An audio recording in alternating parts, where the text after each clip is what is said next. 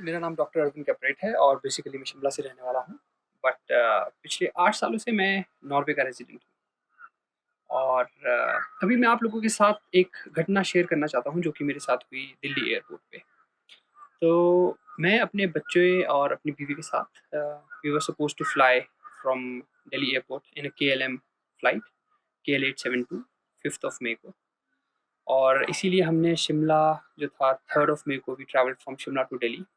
और फिर 4th को जब हम एयरपोर्ट पहुँचते हैं तो हमारे साथ एक बहुत ही विचित्र घटना घटती है और वो घटना ये है कि जब हम चेक इन करने जाते हैं बोर्डिंग पासेस के लिए, तो हमें कहा जाता है कि we are not allowed to board the flight. और मैं उनसे पूछता हूँ कि भई ऐसा क्यों? Why are we not allowed to board the flight? और तब वहाँ पे जो इनके ड्यूटी स्टेशन मैनेजर है मिस्टर अजय गोयल, वो कहते हैं कि एक नया रूल आया है डीजीसीए का, जो कि कहता है कि अगर आपके पास यूरोपियन पासपोर्ट है या फिर आपका कोई ब्लड रिलेशन है जिसके पास यूरोपियन पासपोर्ट है और वो वहाँ है, तभी आप ये फ्लाइट को बोर्ड कर सकते हैं। But for me this was bit suspicious, क्योंकि मेरे पास जो था वो नॉर्वेजियन एम्बेसी का लेटर था, मिनिस्ट्री ऑफ एक्सटर्नल अफेयर्स का भी लेटर था, जो कि साफ कहता था कि we should be boarded on this flight. One of the Norwegian embassy's guys who was there to help us, और मैं उनके पास गया and he said that don't worry, we have this approvals from Ministry of External Affairs. And then he also started to talk to Mr. Ajay Goyal, but Mr. Ajay Goyal again refuted. He was talking to his superiors, I think, on the phone, and he said कि नहीं भाई, हमारे पास एक regulation आई है DGCA की और हम आपको बोर्ड नहीं करने दे सकते फ्लाइट। तो मैंने उनसे पूछा कि भाई साहब, कहाँ है वो रेगुलेशन, आप दिखाओ तो सही, और ये कब आई? तो वो बोलते हैं कि ये जी अभी आई है, बस 1-2 दिन पहले आई है और ये मैं आपको दिखा नहीं सकता बिकॉज़ इट इज़ कॉन्फिडेंशियल। से एग्री कर रहा हूँ कि आप कहाँ जाएं, लेकिन मेरे पास आंसर नहीं है इसका। तो हम सर यहीं पे रिटर्न में रह तो गए। दे दो। सर, आप नहीं वीडियो एक तो मेरे को मिनट, नहीं आप नहीं ये एक नहीं नहीं मिनट, नहीं नहीं सर तो बस ये सबको कॉल करो। ठीक है आप कॉल करो। ठीक है हाँ, ठीक है ठीक है। नहीं नहीं सर एक बार- सी सर, द आप पॉइंट हमें इज द सर- पॉइंट हमारे मेरे जो वो है ही इज अ लॉयर, तो उन्होंने हमें बोला if you don't get anything in writing. I am not happy right now, please let me just finish my flight walk. Return में दे दो। आप रिटर्न में दो ना सर। रिटर्न में मिलेगा मैम। अभी सर दे दो हम लिख के। कस्टमर केयर को थोड़ी ना कॉल करेंगे यार। हमें आप व्हाट तो अबाउट द चाहिए, डैमेजेस? तो लिखिए ना। नहीं अब हम शिमला से दिल्ली डीसी की परमिशन लेके आए।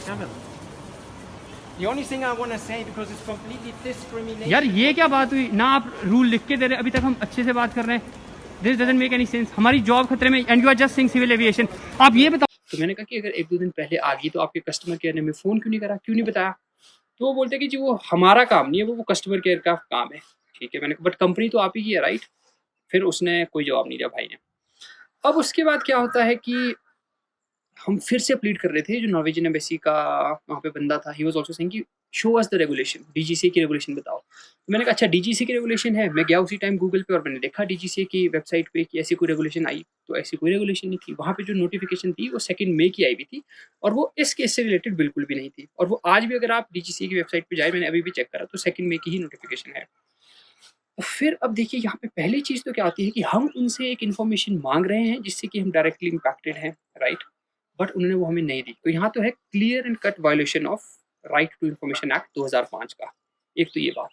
अब दूसरी बात ये थी कि चलो जी रूल है भी, बट ह्यूमैनिटेरियन ग्राउंड्स पे यार मेरे साथ 3 साल की बच्ची है, मेरी वाइफ है, हम शिमला से आए हैं दिल्ली, 400 किलोमीटर का हमने ये सफ़र तय किया है। और कैसी सिचुएशन में, ये नॉर्मल सिचुएशन नहीं है, ये है इतनी, हम जा रहे हैं ग्रीन ज़ोन से रेड ज़ोन की तरफ। तो हमने कितनी रिस्क लिया। चलो वहाँ पे हम चले भी गए, अगर हमें फ्लाइट बोर्ड करने दी जाती तो हम नॉर्वे पहुँचते थे। क्या नॉर्वेजियन गवर्नमेंट को कोई दिक्कत थी हमसे कि हम वहाँ जाएँ? नहीं थी। और इसकी पुष्टि किसने की? जो नॉर्वेजियन एम्बेसी का वो बंदा था, उसने कहा कि हमें तो कोई, जब हम इन्हें अलाउ कर रहे हैं भाई नॉर्वे में आने के लिए, तुम क्यों हो? तुम क्यों रोक रहे हो? इसका भी उसके पास कोई आंसर है। वो बोलता है कि नहीं भई, मेरे बॉस ने मेरे को बोला है and you are not allowed to board. और हम ही नहीं थे, बाकी 6-7 लोग और भी थे। ये बात होगी। अब फिर क्या होता है, हम 11:30 से लगे हुए हैं ये सब करने, 11:30 से 3 बज गए। तो अजय गोयल जी तो हो गए फरार, पता नहीं कहाँ पे। और जब मैं उनसे घड़ी-घड़ी माँग रहा था कि भाई साहब 2 रिटर्न में, उन्होंने रिटर्न पे नहीं दिया, तो मुझे क्या करना पड़ा, तो मैंने एक छोटा-सा वीडियो बना दिया उसी टाइम, क्योंकि मैंने अपने इन-लॉ से बात की जो कि लॉयर्स हैं। उन्होंने कहा कि गेट सम एविडेंस, तो इसीलिए मैंने एक छोटा-सा वीडियो बनाया। इस पे भी वो मेरे को धमकी दे रहे हैं कि भाई सीआईएसएफ के बंदे को बुलाओ, it is not allowed, it is not allowed. But मैंने कहा कि चलो जो है वो है, और वो हमने वीडियो ट्विटर पे भी डाला हुआ है, आप देख सकते हैं। तो ये बात होगी। और मेरी वाइफ़ थी, वो रो रही थी। बच्चा भाई 3 बजे के आस-पास, उसने भी हालत ख़राब करी हुई थी। अब बात आती है वहाँ पे जो उनके फ्रंट डेस्क पे लोग थे, तो हमने कहा अच्छा अब क्या है? तो वो बोलते कि हम आपकी कोई हेल्प नहीं कर सकते। तो हमने कहा कोई भाई टैक्सी दे दो, रात को 3 साढ़े 3 बजे हम कहाँ जाएँगे? ना हमारे पास कोई खाना है, ना हमारे पास कोई होटल है, हम कहाँ जाएँगे? और हम अकेले नहीं थे, हमारे साथ और भी थे 6-7 लोग।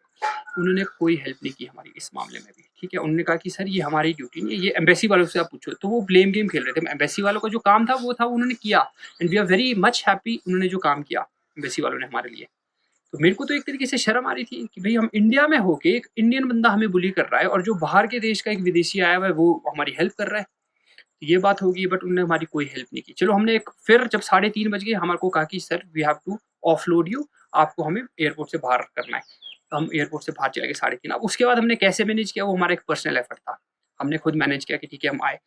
फिर मज़े की बात आप ये सुनिए कि अब हमने फिर से डीसीजी से परमिशन ली, डीसी शिमला से, ये कि हमें वापस बुलाया जाए, तो हमें डीसी शिमला जी की परमिशन मिल गई। आज ही हमारे घर जो है एमसी शिमला के लोग आए, उन्होंने मेरे घर के बाहर स्टिकर भी लगा दिया है कोविड-19 का कि आपको क्वारंटाइन रहना है। चलो हम तो अपनी ड्यूटी अच्छे से निभाएँगे।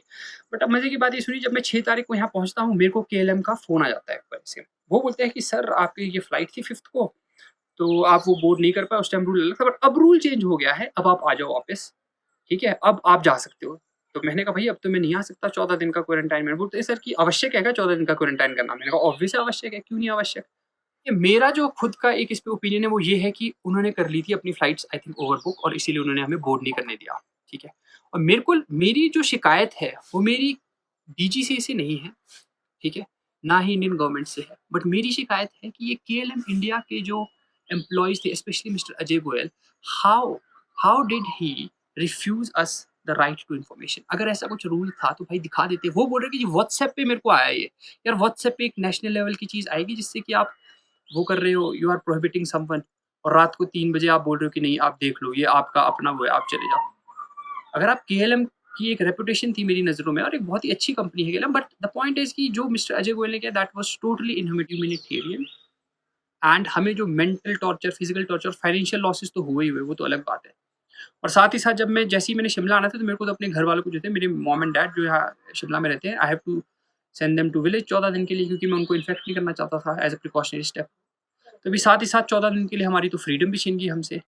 तो मैं जो भी यहाँ पे हमारी अथॉरिटीज़ है, मैं यही कहना चाहता हूँ कि एटलीस्ट हमें एक ट्रांसपेरेंसी बताई जाए कि ये कौन-सा रूल था, और अगर ऐसा रूल नहीं था तो केएलएम इंडिया और मिस्टर अजय गोयल स्पेशली और उनके जो बाकी के स्टाफ थे, they should be prosecuted under the law, और उनके ऊपर कोई सख्त से सख्त कार्रवाई की जाए, ताकि जैसा हम लोगों को भुगतना पड़ा है वैसा देश की आम जनता को ना भुगतना पड़े। तो आई होप कि हमारी ये जो आवाज़ है, हमारी ये जो मुहिम है, वो लोगों तक आगे जाएगी।